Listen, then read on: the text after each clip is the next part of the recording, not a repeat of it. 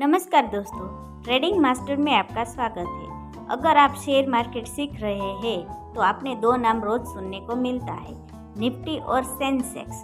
आज Nifty 200 point ऊपर बंद हुआ, सेंसेक्स में आज 500 पॉइंट की भारी गिरावट आई। लेकिन क्या आपने कभी सोचा है कि आखिर ये निफ्टी और सेंसेक्स होता क्या है? क्या ये किसी कंपनी का नाम है? क्या इनका कोई शेयर खरीदा जा सकता है? और इनके ऊपर नीचे होने से आपके पैसे पर क्या फर्क पड़ता है? आज के इस वीडियो में हम इन सभी सवालों को एकदम आसान भाषा में समझेंगे। तो चलिए बिना किसी देरी के शुरू करते हैं। निफ्टी और सेंसेक्स को समझने से पहले हमें समझना होगा कि इंडेक्स होता क्या है। एक आसान उदाहरण लेते हैं। मान लीजिए एक स्कूल में 1000 स्टूडेंट पढ़ते हैं। अगर आपको यह जानना है कि उस स्कूल की पढ़ाई का स्तर कैसा है, तो क्या आप सभी 1000 स्टूडेंट की मार्कशीट एक एक करके चेक करेंगे? बिल्कुल नहीं।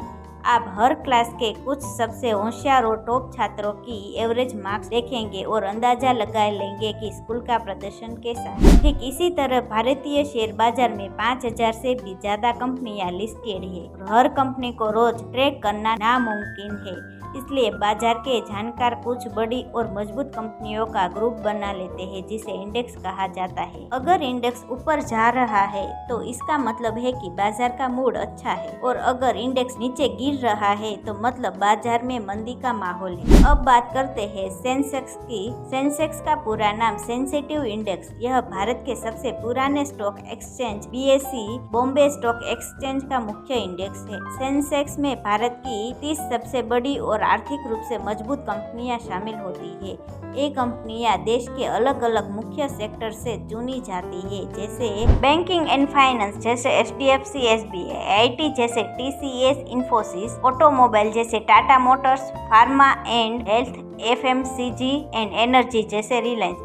अगर इन 30 कंपनियों का कारोबार अच्छा चलता है और इनके शेयर बढ़ते हैं तो सेंसेक्स ऊपर जाता है, और अगर इनके बिकवाली होती है तो सेंसेक्स नीचे गिरता है। अब आते हैं निफ्टी 50 पर। निफ्टी शब्द दो शब्दों से मिलकर बनता है, नेशनल प्लस 50।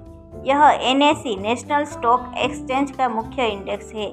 जैसा कि नाम से ही साफ है, इनमें देश की अलग अलग सेक्टर की 50 सबसे बड़ी कंपनियां शामिल होती है। भारत में ट्रेडिंग का सबसे ज्यादा वॉल्यूम लेन देन NSE पर होता है, इसलिए ज्यादातर इन्वेस्टर और ट्रेडर्स बाजार की चाल को समझने के लिए निफ्टी 50 को फॉलो करते हैं। अब सबसे जरूरी सवाल, आखिर ये निफ्टी और सेंसेक्स रोज ऊपर या नीचे क्यों होता है? इसके मुख्य रूप से 6 बड़े कारण होते हैं। Company result. अगर देश की बड़ी कंपनियों का प्रॉफिट बढ़ता है तो इंडेक्स ऊपर जाता है। Government policy budget. सरकार जब नया बजट लाती है या कोई नई आर्थिक नीति बनाती है तो उसका सीधा असर बाजार पर पड़ता है। रिजर्व बैंक ऑफ इंडिया जब रेपो रेट में बदलाव करता है तो बैंकिंग और बाजार दोनों प्रभावित होते हैं।